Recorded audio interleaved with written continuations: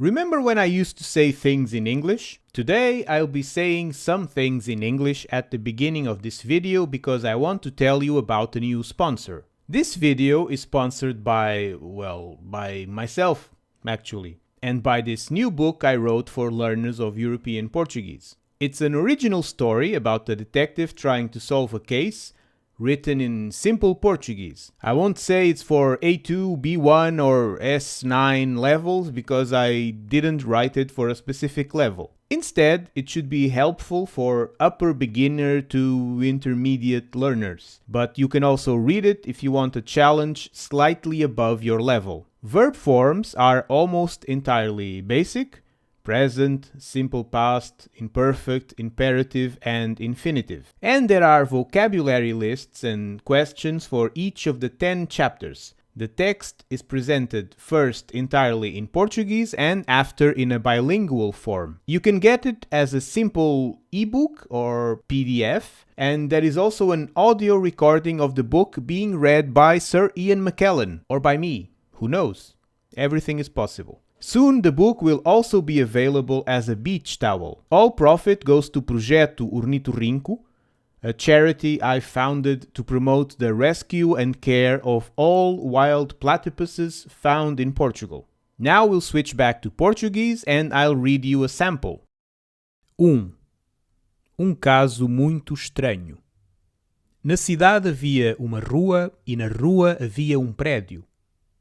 Esse prédio tinha 6 andares e, no 5º andar, havia uma porta com uma placa que dizia J.F. Morgado Monteiro, detetive de casos difíceis. Do outro lado da porta, dentro do gabinete pequeno, havia uma secretária, 2 cadeiras e um grande mapa da cidade na parede. O detetive estava sentado à secretária e entrava pouca luz pela única janela. Tinha os pés em cima da secretária e lia um livro, muito interessado. O título do livro era Bolos Fáceis para Principiantes. O detetive era guloso e não sabia fazer bolos, mas queria aprender. Esperava aprender com o livro. Quando bateram à porta, o detetive tirou os pés da secretária muito depressa e quase caiu da cadeira. Entre, disse. O homem que entrou era alto e muito magro. Era careca, tinha uma cara muito comprida e olhos pequenos.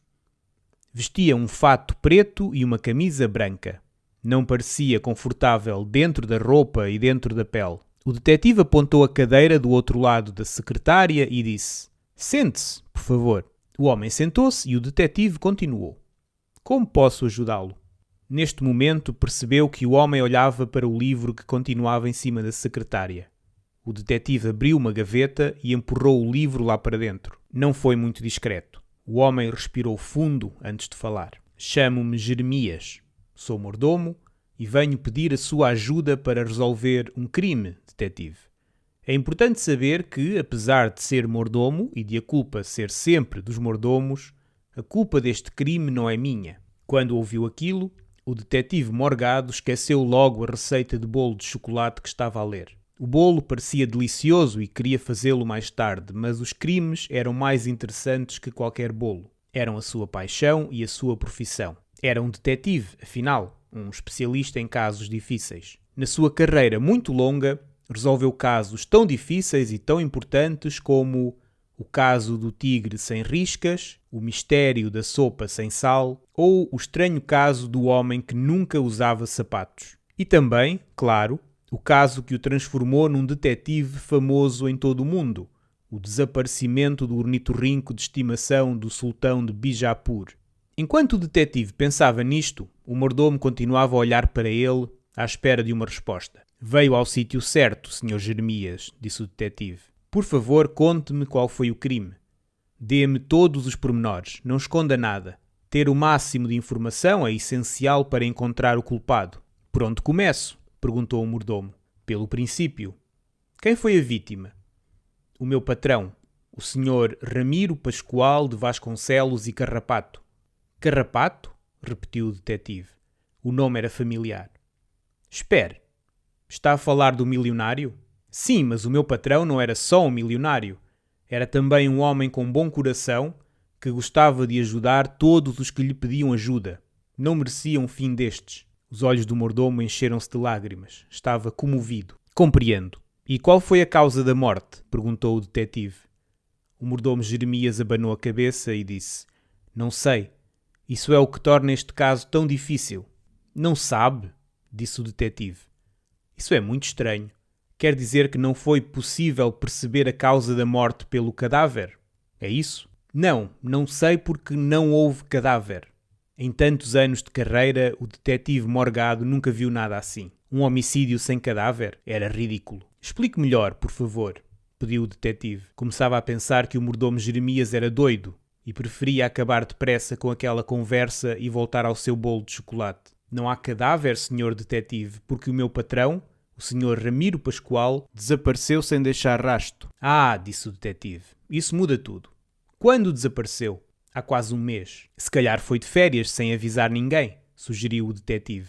Impossível, disse o mordomo. O senhor Ramiro Pascoal nunca ia de férias. As suas primeiras e últimas férias foram no verão de 1981 e não gostou nada. Sentiu que as férias eram um desperdício. Preferia ocupar o seu tempo a ganhar dinheiro e a organizar obras de caridade para ajudar pessoas com dificuldades. Se não há um cadáver, por que tem tanta certeza de que foi um crime? Perguntou o detetive. Porque, senhor detetive Morgado, o meu patrão passou os últimos anos rodeado por pessoas que o queriam matar. Aquilo era uma coisa muito séria. Quem são essas pessoas? Infelizmente é a família inteira do meu patrão. A mulher, a irmã, a sobrinha, um primo, toda a gente. E, porque vivem todos na mesma casa, a ameaça é permanente. O senhor Ramiro Pascoal corria perigo 24 horas por dia. Mas qual é o motivo? Porque queriam matar uma pessoa da família. O motivo não é original, senhor detetive.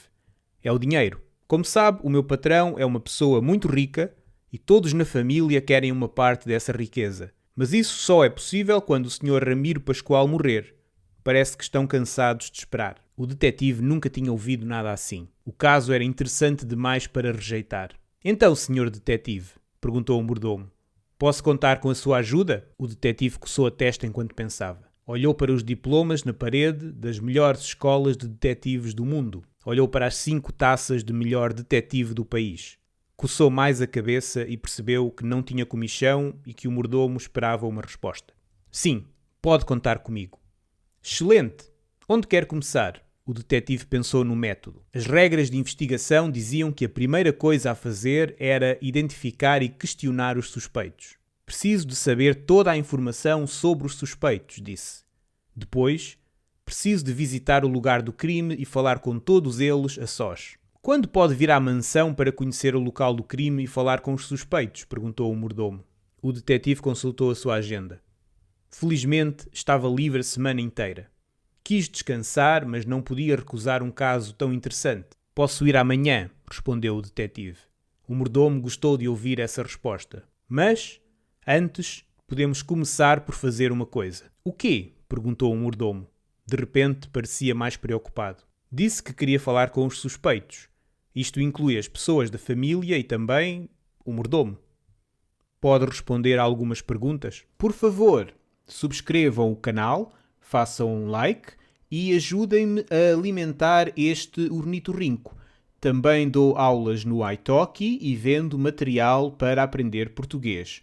Os links estão na descrição. Não querem que o bicho passe fome, pois não?